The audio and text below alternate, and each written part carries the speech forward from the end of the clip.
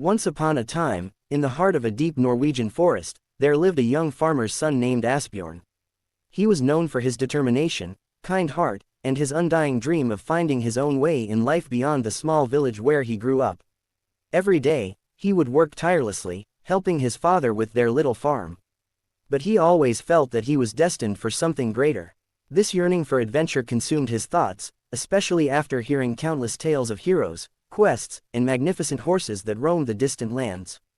One evening, as Asbjorn was tending to the horses, his father, sensing his restlessness, approached him. "You're no longer a boy, Asbjorn. If you wish to find your fortune, you must set out into the world," he said. These words struck a chord, and without hesitation, Asbjorn packed his belongings and set out on a journey to discover his destiny. Days turned into weeks, and just as Asbjorn began to doubt his decision, he stumbled upon a peculiar sight in a meadow on the outskirts of a vast, dark forest. There stood a magnificent dappled gray horse, bigger than any he had ever seen. The horse's coat shimmered in the sunlight with hues of silver and gray, and it carried an aura of power that sent shivers down Asbjorn's spine. It was unlike any ordinary horse, there was something almost magical about it. "Hello there," Asbjorn called out. To his astonishment, the horse replied, "Greetings, young man. I am Dapplegrim. You seem like someone in search of great things." The horse's ability to speak startled Asbjorn, but curiosity outweighed his fear. "You can speak," he stuttered. "Yes," Dapplegrim nodded, "and I can help you find what you seek. But only if you prove yourself worthy." Asbjorn's heart leapt at the thought of having such a magnificent companion. "Tell me, Dapplegrim, how can I prove myself? To win my loyalty, you must feed me well, groom me, and ensure I become as strong as the mountains themselves," Dapplegrim declared. "Only then will I serve you as your steed." Eager to accept the challenge, Asbjorn vowed to care for Dapplegrim. Days turned into weeks, and every day, Asbjorn would collect food, enormous amounts of oats, hay, and other delicacies, and would brush Dapplegrim until his coat glistened. But no matter how much he fed him, Dapplegrim kept growing and remained unsatisfied. After 3 long months, Dapplegrim finally stopped growing. He had transformed into an even more magnificent horse, with a coat that shone like moonlight and muscles as strong as iron. "You have done well, Asbjorn," Dapplegrim said. "Now, let us set out together to seek your fortune." The two companions journeyed across the land, facing numerous challenges. They climbed the steepest mountains, crossed the widest rivers, and ventured through dense, dark forests. One day, they came across a kingdom ruled by an old king. This kingdom was known for the beauty of its princess, but she was kept locked in a tower guarded by a fierce troll. Many brave knights had tried to rescue her but had failed miserably, and the king had grown desperate. When Asbjorn and Dapplegrim arrived at the palace, they heard the king's proclamation, "Whosoever can defeat the troll and free my daughter shall have her hand in marriage and half of my kingdom." Asbjorn's heart raced, for this was the chance he had been searching for. With Dapplegrim by his side, he approached the king and declared, "I will save your daughter." The king looked at the young farmer's son with skepticism but allowed him to try. Dapplegrim and Asbjorn approached the tower, where they could hear the heavy footsteps of the troll. The ground shook with every step, and the air smelled of sulfur.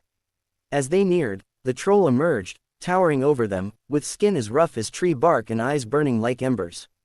"You dare challenge me?" the troll bellowed. Without hesitation, Dapplegrim charged forward, his hooves thundering like a storm, and the battle began.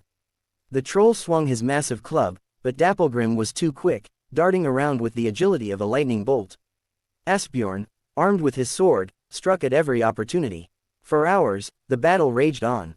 Finally, with one last powerful strike, Asbjorn managed to land a blow on the troll's heart, and the beast fell with a thunderous crash.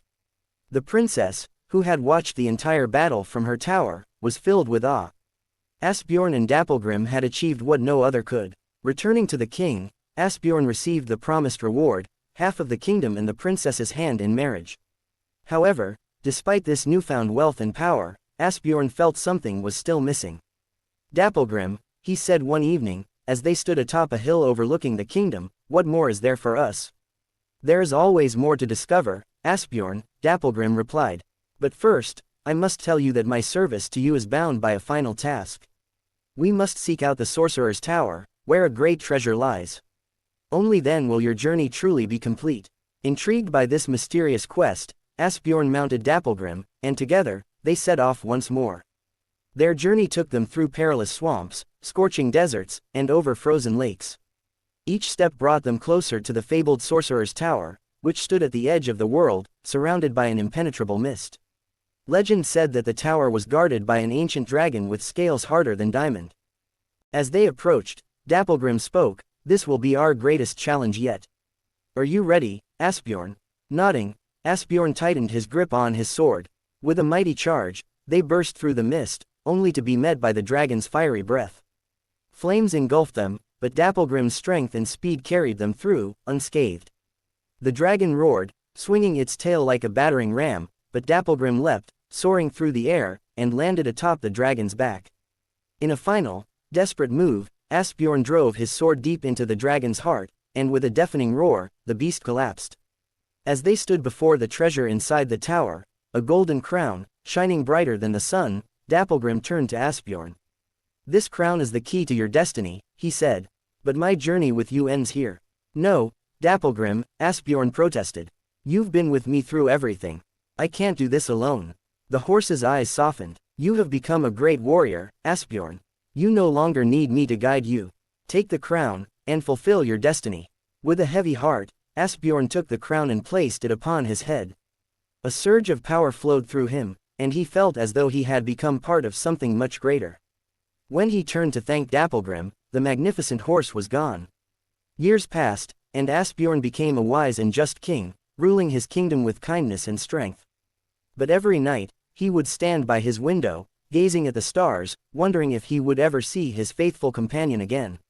One night, as he stood there, he heard a familiar sound, the soft, rhythmic beat of hooves against the ground. His heart skipped a beat, and as he looked out, he saw a figure, shimmering like the stars themselves, standing atop the hill. It was Dapplegrim. Tears filled Asbjorn's eyes, for he knew that no matter where life would take him, he would never truly be alone.